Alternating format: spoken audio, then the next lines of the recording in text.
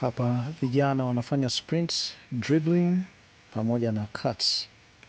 Mtoto anapokuwa anafanya dribbling anakuwa ana stamina kwenye miguu, agility, lakini pia inamsaidia ule uzoefu wa kuwa anaenda na kurudi. Sasa defenders wanakuwa wanajitahidi wakati wa kuvukwa na wachezaji au mchezaji akiwa anampita anakuwa anamvuka na kwa hiyo mchezaji inafanya mchezaji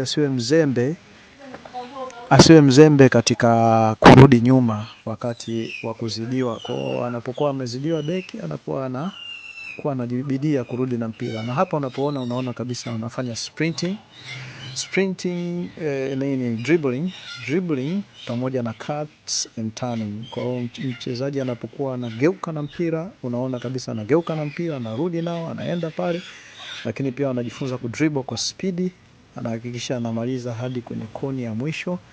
Hii inamsaidia mchezaji kuwa na nguvu ya miguu, lakini pia inamsaidia mchezaji kudribble akiwa anaangalia juu, asiangalie chini.